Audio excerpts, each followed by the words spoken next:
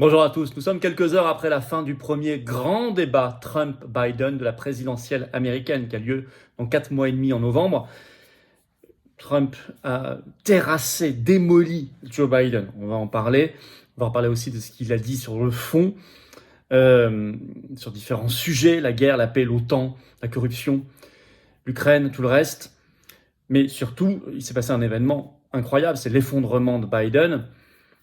Alors qu'on nous disait c'est des fake news, c'est du complotisme de dire qu'il est sénile, qu'il sera remplacé par un autre candidat. Non, maintenant les démocrates disent eux-mêmes qu'ils veulent le remplacer par un autre candidat. Ah bah on arrive là, on y arrive. On y arrive et la question qui se pose maintenant c'est potentiellement large victoire de Trump. Sinon quoi? Qu'est-ce qu'il leur reste? Fraude? Trouver un autre candidat? Comment gagner en 4 mois et demi? Qui? On va reparler aussi de Robert Kennedy Jr. Ou alors, est-ce que l'État profond, très inquiet devant la perspective d'une victoire de Trump, pourrait hâter un cataclysme guerrier, épidémique? On va y revenir aussi. C'est très important ce qui s'est passé, très très important. Merci de partager cette vidéo si vous voulez bien. Pour cela, de vous abonner à cette chaîne YouTube en cliquant sur le petit bouton s'abonner en dessous. C'est un clic gratuit pour vous et c'est fait. 1/10 de seconde et ça aide énormément à la diffusion de ces vidéos. Si vous êtes abonné ou réabonné, vérifiez. Il y a encore eu des désabonnements par YouTube hier. On me l'a dit. À vous de vérifier que vous n'avez pas été désabonné. Réabonnez-vous s'il vous plaît le cas échéant ou abonnez-vous si vous ne l'êtes pas encore à la chaîne. Et ça aide à diffuser les vidéos et à contrer la censure. Je vous en remercie énormément. On se retrouve pour notre grand direct à 19h, là, ce vendredi, 28 juin. Ramenez du monde. Il y aura toutes vos questions que je prendrai, que je découvrirai en direct sur la France. On sera à 2 jours des législatives. Ça va être, on est dans le chaudron, là, dans la marmite. C'est sans tabou, sans langue de bois. Venez, faites venir. Ça va être un très, très gros direct. L'actualité française, mondiale, tout le reste. Je suis là. Nous sommes là. Je vous attends très nombreux à 19h sur cette chaîne pour notre grand direct ce vendredi 28 juin. Et évidemment, je vous attends, patriotes. Le combat contre le mondialisme, parce que c'est de ça dont on va parler aujourd'hui, il est là, dans cette carte orange, dans le plus grand mouvement souverainiste, largement, et de défense des libertés et de la paix de France, qui s'appelle Les Patriotes, que j'ai l'honneur de présider. Il faut nous rejoindre maintenant, en adhérant, réadhérant, ou en faisant un don au mouvement pour nous aider à faire encore plus. C'est les deux liens, les deux premiers liens sous la vidéo en description pour le faire. Ces liens sont dès maintenant aussi sur notre site les-patriotes.fr. Je vous en reparle enfin de vidéos, je vous attends. Alors on y va. Débat Trump-Biden. Le premier, il y en a un deuxième prévu normalement en septembre, si c'est toujours Biden. Vont-ils débrancher Biden? Que s'est-il passé? Il s'est passé quelque chose d'assez rare à la télévision. C'est-à-dire un candidat qui est complètement démoli, terrassé par l'autre. Trump, non pas domine, surdomine Joe Biden. Ce débat avait lieu donc sur CNN ce 27 juin. Même en compte-rendu ce 28 juin, BFM TV écrit le titre « Donald Trump offensif, Joe Biden dominé ». Je vais vous lire un petit extrait, parce que si même eux l'écrivent, ils ne sont pas suspectés de Trumpophilie. L'écart de 3 ans, donc ils mettent Joe Biden a semblé dominer sur la forme. L'écart de 3 ans entre les deux hommes semblant bien plus important par moment, tant le contraste était saisissant, écrit BFM TV. Le regard parfois hagard, des difficultés à aligner plusieurs arguments, alors que Trump enchaînait avec aplomb des affirmations parfois mensongères, quand même précise BFM TV bien sûr. Le républicain a aussi pris l'ascendant sur son adversaire plusieurs fois dans la soirée. Donc, bon. Et Fox News précise, je cite, « Les figures des médias sont choquées par la mauvaise performance dans le débat de Joe Biden, en parlant, je cite, d'une catastrophe totale et complète. » Il cite plusieurs exemples de médias qui sont pourtant démocrates, pro-Biden. Ce débat a été un désastre total et complet pour Biden. Il avait l'air vieux, ses réponses se sont traînées à plusieurs reprises. Il était difficile à comprendre, il s'arrêtait au milieu des phrases, il passait à autre chose, a écrit l'ancien commentateur de CNN, Chris Cillizza. Je n'ai jamais pensé qu'il serait aussi mauvais, vraiment. On peut citer aussi la voix rauque et le visage au repos de Biden écrasant les va-et-vient réels, mais encore tôt, le chroniqueur de Politico, Jonathan Martin, a réagi à la performance de Biden. Par ailleurs, on peut citer encore, l'équipe de Biden déteste les histoires sur l'âge de Biden. Ils sont sur le point d'en obtenir beaucoup dans les jours qui viennent, a averti le journaliste d'Axios, Alex Thompson. Dans la première demi-heure de débat, un Biden rock, donnant des réponses divagantes, tandis que Trump contrait avec énergie, a posté le correspondant de Associated Press, Sung Min Kim, sur X. CNN a parlé de démocrates qui étaient hors d'eux en voyant la performance de leur candidat. Et il y a eu un sondage présenté par CNN juste après le débat auprès des Américains. Qui a gagné le débat selon vous? Trump 67%, Biden 33%. Donc c'est 2 tiers, 1 tiers, c'est du jamais vu. Normalement, c'est assez serré dans ce genre de débat. Alors sur le fond, on va parler ensuite des plans de l'État profond, de ce qui peut se passer. Mais d'abord, qu'est-ce qui s'est dit dans ce débat? Bon, écoutez, vous allez entendre des choses qui ne vous surprendront pas. Donald Trump a réaffirmé son souhait de paix en Ukraine et sa méfiance totale par rapport à l'OTAN. Son souhait de paix par rapport à l'Ukraine, je cite Trump, « Si j'avais été président, respecté par Vladimir Poutine, il n'aurait jamais envahi l'Ukraine. » C'est pour ça, si vous voulez, sur plusieurs points, on va parler de la corruption et tout ça. On n'est pas là pour aduler Trump. Il a ses défauts, on est dans le contexte américain, qui n'est pas notre contexte français. On est simplement pour voir qui est le plus anti-mondialiste dans ce qui nous est proposé. Et c'est lui, clairement. Je rappelle que pendant son mandat, il y a eu 0 guerre, alors qu'il y a eu 8 ans de guerre avant sous Obama, et depuis 4 ans de guerre, quasiment 4 ans maintenant, sous Biden.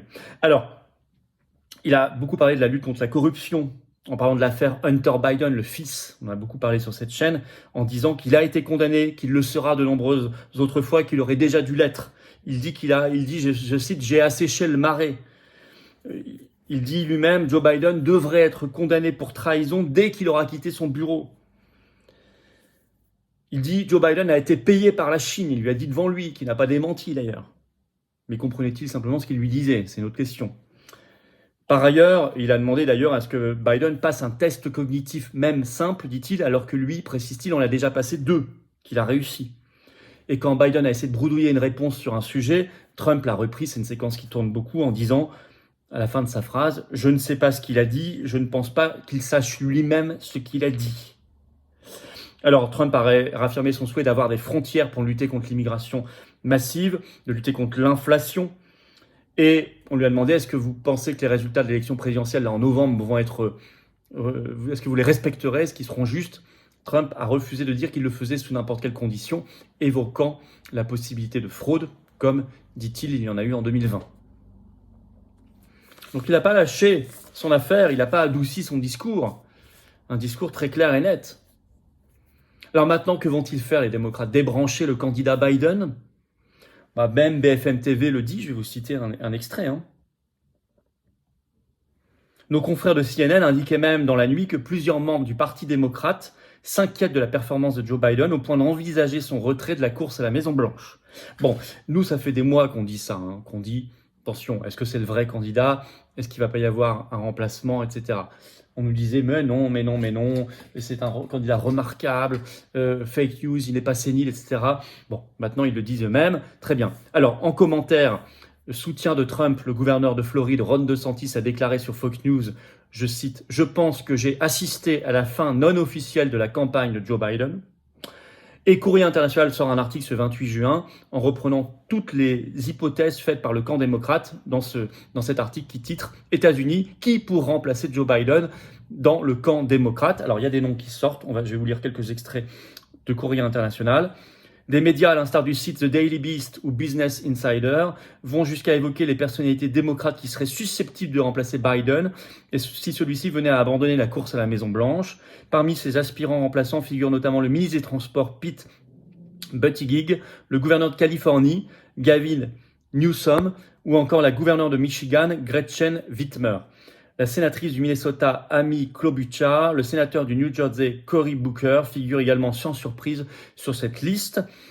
Est-ce qu'on remplacerait à ce moment-là Kamala Harris par Hillary Clinton? La remplaçante la plus évidente de Joe Biden reste cependant sa vice-présidente et colistière en vue de la prochaine élection, Kamala Harris. Rappelle le chroniqueur politique Ed Kilgore sur le site du New York Magazine. Oui, mais Kamala Harris a une mauvaise image aux États-Unis, elle est perçue comme faible.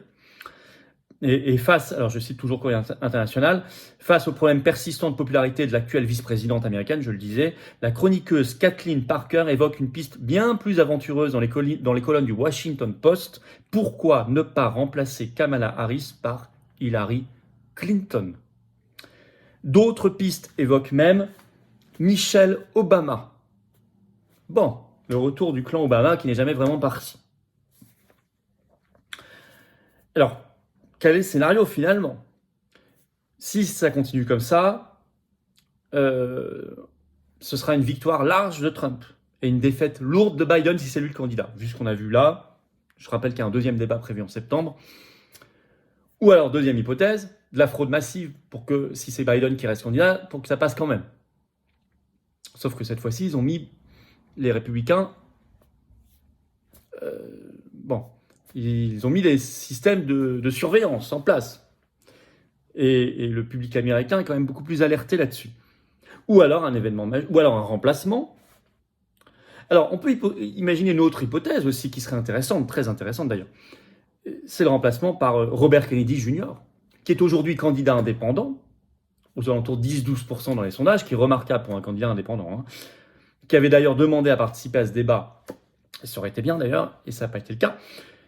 Mais je rappelle qu'avant de se déclarer candidat indépendant, au départ, il concourait à la primaire des démocrates contre Biden.